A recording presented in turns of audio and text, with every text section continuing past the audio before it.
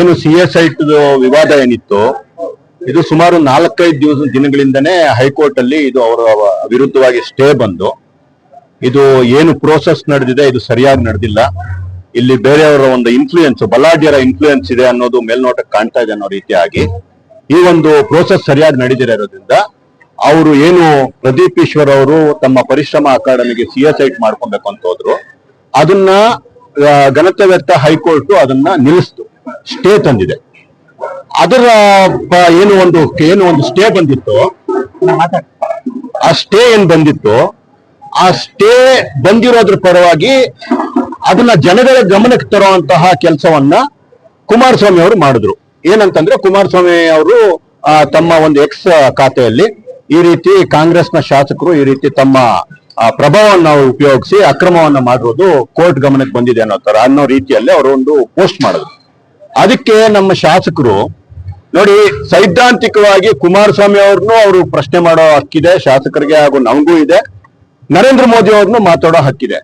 ಆದ್ರೆ ಶಾಸಕರು ಯಾವತ್ತೂ ಏನ್ ಮಾಡ್ತಾರೆ ಅಂತಂದ್ರೆ ತಮ್ಮ ಒಂದು ಆ ವಿಷಯ ಬಿಟ್ಬಿಟ್ಟು ಬೇರೆ ಎಲ್ಲ ವಿಷಯಗಳನ್ನ ಮುಂದಕ್ಕೆ ತಂದು ತಮ್ಮ ಏನ್ ತಪ್ಪಿದೆ ಅದನ್ನ ಮರೆಮಾಚೋ ಅಂತ ಕೆಲಸವನ್ನ ಯಾವತ್ತೂ ಪ್ಲಾನ್ಡ್ ಆಗಿ ಮಾಡ್ಕೊಂಡು ಬರ್ತಿದ್ದಾರೆ. ಅಲ್ಲಿ ಕುಮಾರಣ್ಣ ಕೇಳಿರೋದು ಏನಂತಂದ್ರೆ, ಏನಪ್ಪಾ ಈ ತರ ನೀವು ತೊಂದರೆ ಕೊಟ್ಟಿದ್ದೀರಲ್ಲ, ಈ ಒಂದು ಸೈಟ್ ನ ನೀವು ಮಾಡ್ಕೊಂಡಿದ್ದೀರಲ್ಲ, ಇದು ತಪ್ಪು, ಕೋರ್ಟ್ ತಡೆ ಕೊಟ್ಟಿದೆ, ಇದು ಅಕ್ರಮ ಅನ್ನೋದನ್ನ ಹೇಳಿದೆ. ಅಕ್ರಮ ಅಲ್ಲ ಅನ್ನೋದನ್ನ ಇವರು ಟೆಕ್ನಿಕಲ್ ಆಗಿ ಎಕ್ಸ್ಪ್ಲೈನ್ ಮಾಡ್ಬೇಕು. ಅಷ್ಟು ಬಿಟ್ಟು ಅವ್ರು ಆ ವಾಚ್ ಹಾಕೊಂತಾರೆ, ಅವ್ರು ಇಂಥ ಪಂಚ ಕಟ್ಕೊಂತಾರೆ, ಅವ್ರಲ್ಲೆಲ್ಲೋ ಬದ್ನೆಕಾಯಿ ಬೆಳಿತಾರೆ. ನಿಂಗೆ ಏನಪ್ಪ ಯಾರು ಏನ್ ಮಾಡ್ತಾರೆ ಏನ್ ವಿಷಯ, ಅದನ್ನ ಬೇರೆ ವೇದಿಕೆಯಲ್ಲಿ ನೀನ್ ಚರ್ಚೆ ಮಾಡು. ನೀನ್ ಚರ್ಚೆ ಮಾಡ್ಬೇಕಾಗಿರೋದು ಏನು, ನೀನ್ ಅಕ್ರಮ ಮಾಡಿದ್ಯಾ ಅಂತ ಕೋರ್ಟ್ ಒಂದು ಸ್ಟೇ ಆರ್ಡರ್ ಕೊಟ್ಟಿದೆ. ಅದ್ರ ಇದು ಮಾತಾಡ್ಬೇಕು ನೀನು, ನಾನು ಅಕ್ರಮ ಮಾಡಿಲ್ಲ ಅಂತ ನೀವು ಮಾತಾಡ್ಬೇಕು. ಅದು ಬಿಟ್ಬಿಟ್ಟು ಕುಮಾರಣ್ಣನವ್ರ ಬಗ್ಗೆ ಇಷ್ಟ ಬಂದಾಗೆಲ್ಲ ತಾವು ನಾಲ್ಗೆ ಇದೆ ಅಂತ ಹೆಂಗಂದ್ರೆ ನಾಲ್ಗೆನ ಹರಿಬಿಡೋದು, ಅದನ್ನೇನೋ ದೊಡ್ಡ ವಿಷಯ ಅಂತ ಅನ್ಕೊಳ್ಳೋದು. ಯಾವ ರೀತಿ ಇತ್ತು ಅಂತಂದ್ರೆ ತಾವು ಮಾತಾಡೋದು, ತಮ್ಮ ಏನು ಪೇಜ್ಗಳಲ್ಲಿ ಹುಡುಗರು ಯಾರಾದ್ರೂ ಬಂದು ತಮ್ಮನ್ನ ಟ್ರೋಲ್ ಮಾಡಿರ್ತಾರಲ್ಲ, ಆ ಟ್ರೋಲ್ ಮಾಡಿರೋರ್ ಮಟ್ಟಕ್ಕಿತ್ತು ನಿಮ್ಮ ಮಾತು. ಕುಮಾರಣ್ಣನವ್ರ ಬಗ್ಗೆ 2 ಬಾರಿ ಮುಖ್ಯಮಂತ್ರಿ ಆಗಿದ್ದವ್ರ ಬಗ್ಗೆ ಮಾತಾಡ್ಬೇಕಾದ್ರೆ ಒಬ್ಬ ಎಚ್ಚರಿಕೆ ಇಟ್ಕೊಂಡು ಮಾತಾಡ್ಬೇಕು. ಕುಮಾರಣ್ಣನವರು ಈ ಚಿಕ್ಕಬಳ್ಳಾಪುರಕ್ಕೆ ಅತ್ಯಮೂಲ್ಯವಾದ ಕೊಡುಗೆಗಳನ್ನ ಕೊಟ್ಟಿದ್ದಾರೆ. ನಮ್ಗೆ ಚಿಕ್ಕಬಳ್ಳಾಪುರ ಇವತ್ತು ಜಿಲ್ಲೆ ಆಗಿರೋದೇ ಕುಮಾರಣ್ಣನ ವತಿಯಿಂದ. ಪಕ್ಷಾತೀತವಾಗಿ ಎಲ್ಲ ಪಕ್ಷದಲ್ಲೂ ಕುಮಾರಣ್ಣನ ಅಭಿಮಾನಿಗಳು ಚಿಕ್ಕಬಳ್ಳಾಪುರದಲ್ಲಿ ತುಂಬೋಗಿದ್ದಾರೆ. ಇನ್ನೂ ಒಂದ್ ಹೆಜ್ಜೆ ಮುಂದೆ ಹೋಗಿ ಹೇಳ್ಬೇಕು ಅಂತಂದ್ರೆ, ಜನತಾದಳದವ್ರನ್ನ ಹೀನಾಯಮಾನವಾಗಿ ಬೈತಾ ಇದ್ದಿರ್ತಾವು. ನೀವು ಬೈಬೇಕಾದ್ರೆ ಸೈದ್ಧಾಂತಿಕವಾಗಿ ಏನ್ ಬೇಕಾದ್ರೂ ಬೈರಿ. ನಿಮ್ಮನ್ನ ಯಾರೋ ಹೇಳಿದ್ರು ಅಂದಿದ ತಕ್ಷಣ ನೀವು ಇಷ್ಟ ಬಂದಂಗೆ ಬೈದ್ರೆ, ಅದೇ ಜನತಾದಳದವ್ರು ಇಲ್ಲ ಅಂದಿದ್ರೆ ಮೊನ್ನೆ ಸುಧಾಕರ್ ವಿರುದ್ಧ ನೀವು ಸೋತು ಸುಣ್ಣ ಆಗಿರ್ತಾ ಇದ್ರಿ. ನೀವು ಎಷ್ಟೋ ಸಲ ಹೇಳಿದ್ದೀರಾ ಬೇರೆ ಬೇರೆ ವೇದಿಕೆಗಳಲ್ಲಿ ಜನತಾದಳದವ್ರು ನಿಮ್ಗೆ ಹೆಲ್ಪ್ ಮಾಡಿದ್ರು ಅಂತ.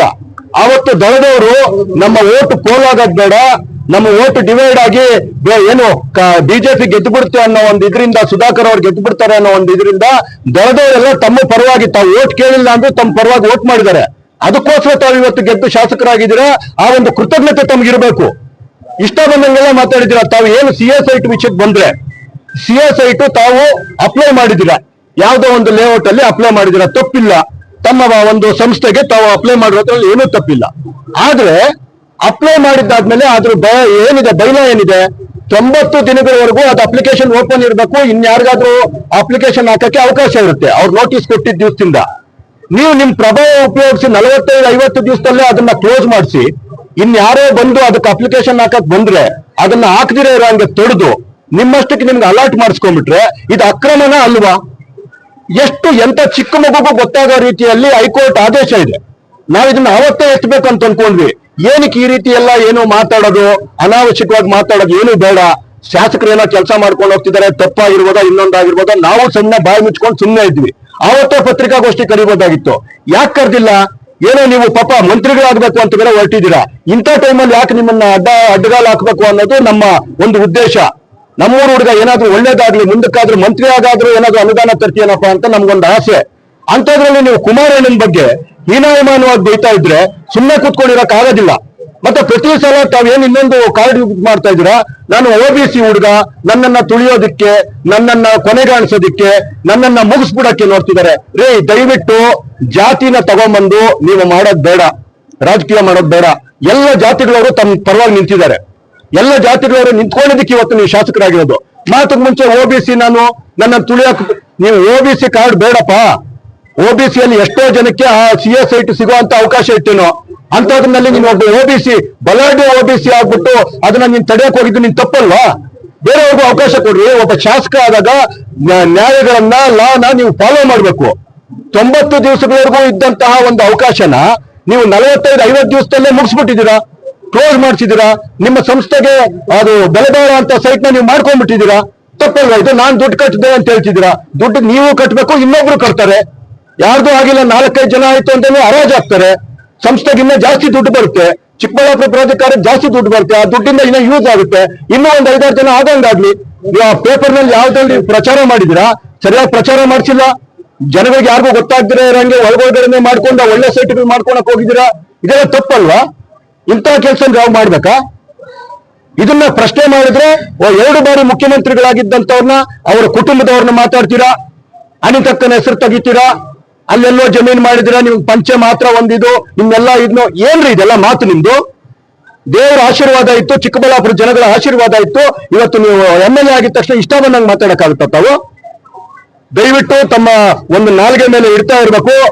ನಮ್ಮ NDA ನಾಯಕರ ವಿರುದ್ಧ ಏನಾದ್ರೂ ಮಾತಾಡ್ಬೇಕಾದ್ರೆ ಸೈದ್ಧಾಂತಿಕವಾಗಿ ಏನಾದ್ರೂ ಮಾತಾಡಿ, ತಪ್ಪಿಲ್ಲ.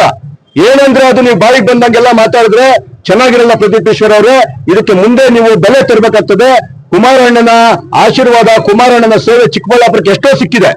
ಅವರನ್ನ ನೀವು ಹೆಂಗಂದ್ರೆ ಹಂಗ್ ಮಾತಾಡಿದ್ರೆ ಯಾವ ಪಕ್ಷದವರು ಸಹ ನಿಮ್ಮನ್ನ ಬಿಡಲ್ಲ. ಒಕ್ಕಲಿಗರು ಮಾತ್ರ ಅಲ್ಲ, ಎಲ್ಲ ಜಾತಿಯವರು ಸಹ ಕುಮಾರಣ್ಣನ ಪ್ರೀತಿಸ್ತಾರೆ.